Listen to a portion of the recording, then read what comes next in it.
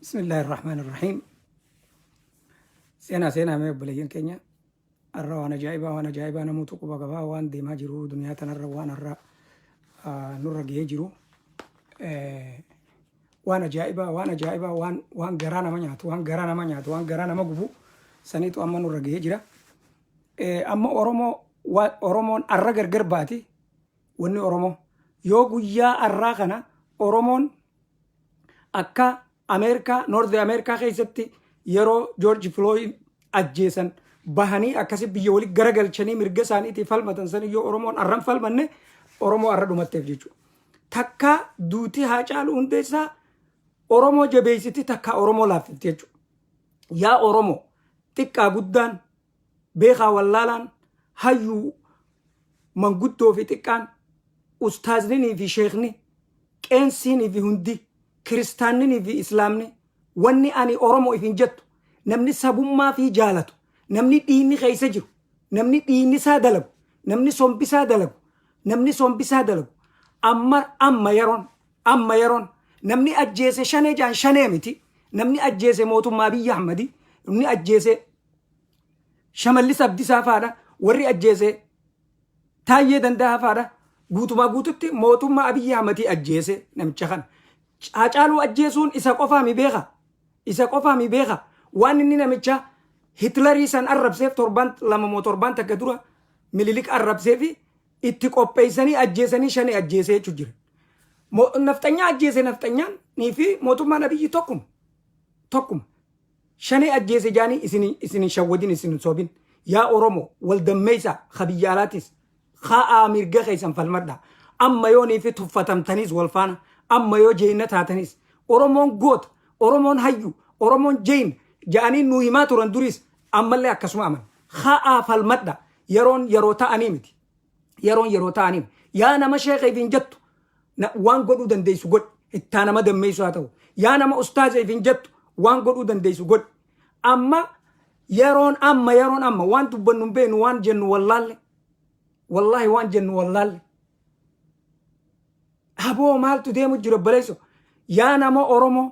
keessaa namni amantii teenya tana ordoftu haqaaf dhaabbadhu haqaaf falmi haqa dubbadhu haqa niyyadhu haqa yoo niyyatte gaarii yoo dubbatte milkooyta rabbi biratti illee akka ilma namaatitti mirga ilma namaatiif dhaabbadhu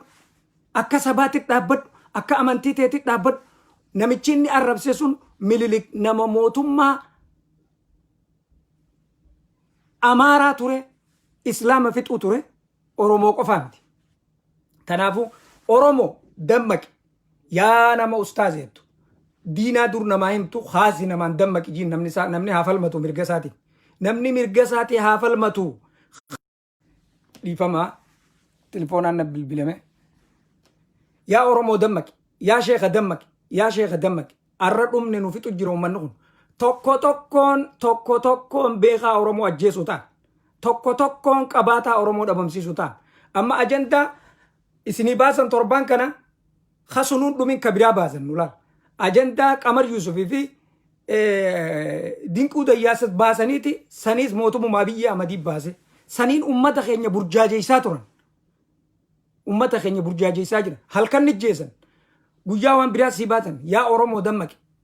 Namni beekaan meeqa hayyuun meeqa namni meeqa na dura dubbatee ture. Waan kana beekee dubbachuutti hin jiru. Quuqamaan saba kiyyaa qabu, quuqamaan amantii kiyyaa qabu,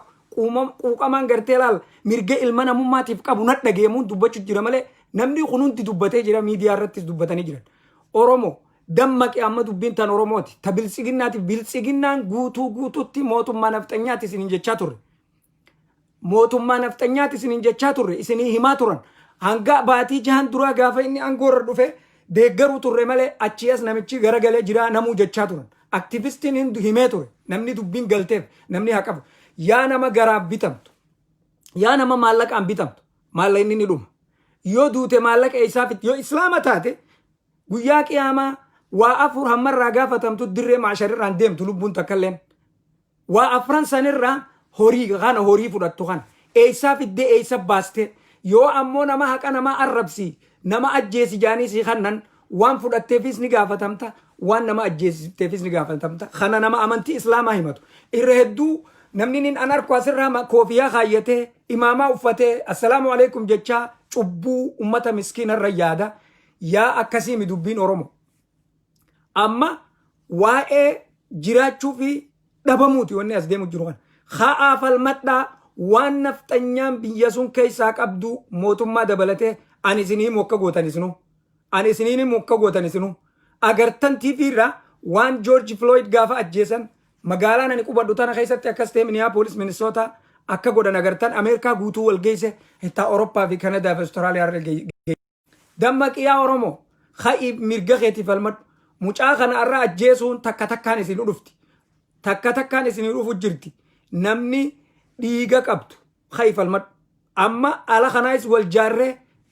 qophooyne hiriirallee bahuu yoo barbaachisaa ta'e bahuu qabna hiriira guddaa bahuu qabna biyyattis waan agartan takka biran dabrina waan nafxanyaan qabdu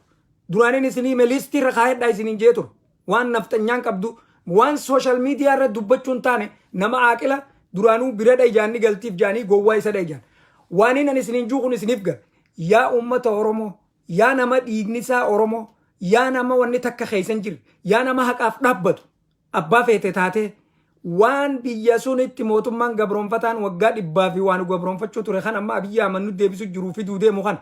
waan inni qabu xiqqaa guddoo haa baddu liistii irraa dalage ni beeytaatu waan inni jechuu jiru dammaqi ummata Oromoo laa ilaaha illallah yaa obboleessoo maali musiibaan akkana booyaa ooluu dadhabne TV irraa booyaa ooluu Facebook irraa booyaa ooluu dadhabne garsiisaa wa takka garsiisaa amma dura video amma dura takka irra dubbadheetiin ture barreesseetiin ture yoo arkameef kan hin beeku Oromoon maaliif fi ilaa hanga irraa tuffatamteennan hin kafalattu Oromoon hin kafalattu yaa Oromoo kafaladhu khasijjeesi khasisaame saami khasin tuqin nagee khanniif Oromoo kafaladhu arabni maal jaa aljazaa'u min jinsil amal jaa namu dalagaa akkasit dalagee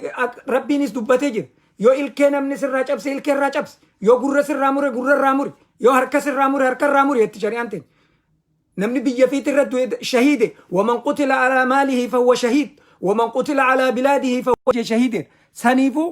takka ifin sodaatin namni kanaan si dura dhaabbatu yoo ustaaza jees haasi fidu hadiisa daliila akka gartee namni mirga fiitiif duusudha wanni masan bira kuttee jirti yaa Oromoo jiraachuu fi